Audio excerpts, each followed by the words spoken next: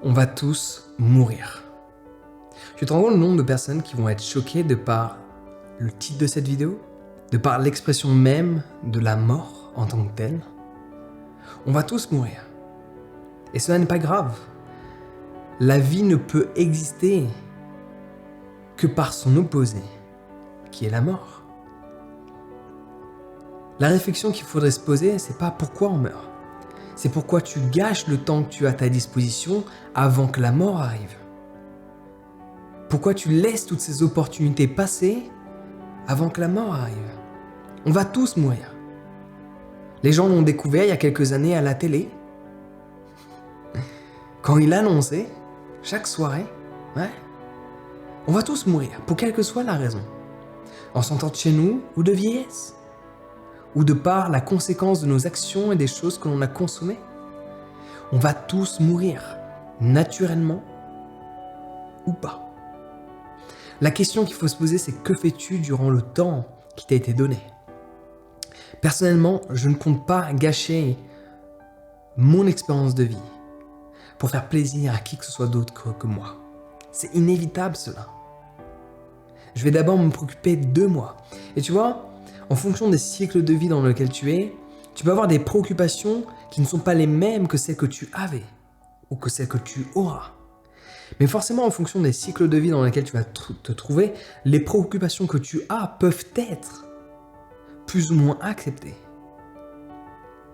Et de par le fait que c'est plus ou moins accepté, tu risques de négliger ce que toi tu souhaites faire à un instant T. Parce que tu oublies cette notion que oui, tu vas mourir. Tout comme moi, tout comme chaque personne que j'aime. Et c'est uniquement en contemplant cette idée que tu peux davantage donner d'amour aux gens que tu aimes et surtout envers toi-même. L'amour que tu peux te donner et cette manifestation d'amour-propre ne peut que pleinement exister de par le fait de réaliser de ta propre mort. De réaliser que toi aussi tu vas mourir. Et que forcément quand tu réalises que quand tu as un être cher, une personne que tu vois pas tant que ça, mais que tu aimes vraiment, va mourir, tu as envie de lui montrer davantage l'amour que tu peux porter pour elle. Tu as envie d'être davantage présent pour elle. Et quand tu fais le même cheminement envers toi-même, de réaliser que toi aussi tu vas mourir et qu'il faut que tu t'apportes davantage d'amour, que tu te préoccupes davantage de toi, que tu fasses ce que tu as envie toi. Peu importe ce que les autres vont penser de ce que tu fais ou de qui tu es, à partir du moment donné où tu sens que tu es aligné. Le mot il est là. Es-tu aligné? Peu importe ce que les gens vont penser. Tu as une vie et tu es en train de la gâcher de parce que d'autres gens que tu ne connais même pas risquent de penser éventuellement de toi. Parce que quoi que tu fasses, tu ne sais même pas ce que les gens vont penser. Tu peux le supposer, tu peux avoir grandement raison de par les statistiques dont on sait de X actions, X propos enclenchent X commentaires, critiques, jugements ou autres. Cependant, on ne sait jamais si X personne va penser de cette manière-là. Il y a des généralités qui peuvent être faites parce qu'il y a des généralités. Les gens sont susceptibles quand ils font partie de cette généralité, mais tu ne devrais pas t'en préoccuper. Il y a des propos que j'exprime, que j'ai exprimés, dont les gens ne sont pas d'accord. Tel que sur la dépression, les gens défendent quelque chose qui leur est négatif. C'est le monde dans lequel on vit. C'est hallucinant quand on y pense. On vit dans un monde où les gens défendent des idées qui leur sont négatives, sous prétexte qu'ils y sont attachés, parce qu'ils ont trop peur d'un monde différent que celui qu'ils vivent, malgré le fait qu'ils rêvent de changement.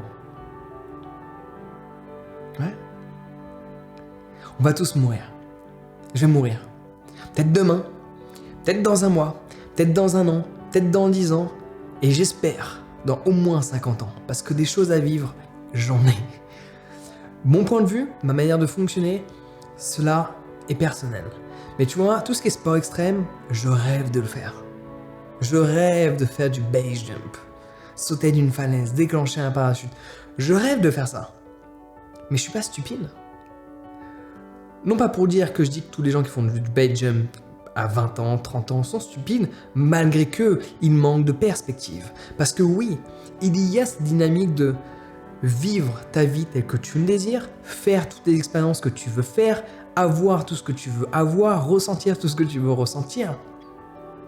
Mais il y a l'oubli de cette dynamique de, certes, je ne veux pas perdre mon temps à faire quelque chose qui ne me convient pas, mais cette dynamique logique de X action enclenche X risque. Et la mort peut venir plus rapidement en fonction de ce que tu fais. Je rêve de faire du base jump, mais il y a no way je fais du base jump à la trentaine. Parce que j'ai encore tellement de choses à expérimenter dans ce monde, tellement. C'est une réalisation que j'ai eue. C'est personnel, c'est mon choix, je te le partage. Je considère que dans ma vie, pendant les au moins 10 prochaines années, j'ai un maximum de choses ultra intéressantes, ultra passionnantes qui m'apportent ce sentiment de vivre avec une majuscule parce que je ne me préoccupe pas de la sécurité que je peux avoir, mais de par le fait que je puisse vivre sans pour autant mettre ma vie en danger. Une fois que j'aurai fini de vivre toutes les choses que je veux vivre sur cette planète, je pourrais tenter des actions qui mettent ma vie en danger. Il vaut mieux faire des choses qui te plaisent, faire toutes les choses qui peuvent te plaire, qui ne nécessitent pas de risque maintenant, et faire toutes les choses qui te plaisent, qui nécessitent un grand risque plus tard. Et bien sûr, je ne parle pas de risque de jugement, de risque de critique, de risque d'échec, de risque de douter de soi, d'être déçu de soi. Je parle de risque de décès. Il y a, en fonction de chaque phase de vie, des choses à faire, des choses qui ont plus ou moins d'importance. La chose qui est essentielle, c'est que il ne faut pas perdre le temps que tu as aujourd'hui. Quand tu es confronté à un événement qui te challenge et qui t'est bénéfique, mais que tu n'aimes pas, reste-y. Quand tu es confronté à un événement qui ne te challenge pas, mais que tu n'aimes pas, donc en soi qui ne t'apporte rien, arrête de perdre ton temps. Pars. Tu vois, si je vais dans une retraite, je te donne mon exemple, même ce que des gens ont pu vivre, je vais dans un événement où le but de cet événement, c'est de se challenger, de sortir de sa zone de confort, de m'élever, d'apprendre à réagir, à interpréter, à me comporter différemment que la personne que j'étais.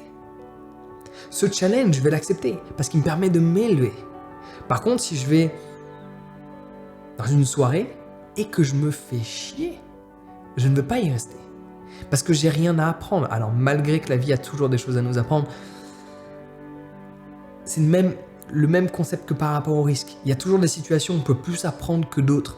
Pourquoi perdre du temps à des endroits où cela n'est pas positif au niveau des émotions et en plus qu'on apprend peu de choses. Autant aller dans un endroit qui est ultra négatif, mais tu apprends énormément de choses et ta vie change. C'est mon point de vue. En faisant ça, tu ne perds pas le temps de ta vie. Oui, tu vas mourir. Et à chaque fois que tu perds ton temps, à chaque fois que tu oses pas prendre les décisions qui peuvent changer ta vie et que tu n'oses pas faire ce que tu veux sous prétexte que les gens vont te juger, te critiquer ou même supposément t'empêcher de faire ce que tu veux, no one, personne m'empêche de faire ce que je souhaite. La seule et unique personne qui peut m'empêcher de faire ce que je souhaite, tu sais c'est qui? La seule et unique personne qui peut m'empêcher de faire ce que j'ai décidé, c'est moi. La bonne nouvelle, c'est que j'ai appris à contrôler mon mental. Mon mental ne me contrôle plus. J'étais son esclave, il est devenu le mien. Ouais. On va tous mourir. Accepte-le. Accepte-le, contemple cette idée. Le but n'est pas de déprimer. Parce que cela n'est pas possible en soi. Quand tu as le mindset que je suis en train de te partager. Le but n'est pas de déprimer. Le but est de réaliser l'avantage que tu as. C'est-à-dire des heures devant toi, des milliers d'heures, des dizaines de milliers d'heures devant toi. Ne les gâche pas. Et une des manières de gâcher son existence de vie, même en vivant plein d'expériences, que les gens ne prennent pas en considération, c'est le fait de vivre une expérience qui est fun. Et pendant que tu vis cette expérience, tu penses à une autre expérience. Et pendant que tu vis cette expérience, tu penses à une expérience que tu as vécue. Vivre dans le futur ou dans le passé d'une manière constante et perdre son temps. Donc si tu veux éviter que cela soit le cas, que cela soit ton cas, inscris-toi à ma formation sur la méditation, elle va grandement t'aider. J'ai même pas besoin d'en faire la promotion tellement elle est géniale. Le seul truc qu'il faut préciser à chaque fois, parce qu'on vit dans un monde où jamais autant de gens ont découvert le terme méditation, mais jamais autant de gens ne savent pas méditer. Ma formation méditation n'est pas de la méditation guidée. Le but n'est pas de te rendre esclave d'une application, mais d'être libre dans tes mouvements. Mouvements de pensée, mouvements de corps. Tu es libre une fois que tu sais méditer. Et tu peux te connecter un instant sans pour autant appuyer sur n'importe quel bouton de ton téléphone ou quelle que soit l'application. Hein? Donc instaure ma formation sur la méditation, elle va complètement changer. Tout. Ça va tout changer. Tout changer. Ça va tout changer. Donc inscris-toi, le lien est dans la description. Sur ce, prends soin de toi et passe une excellente journée.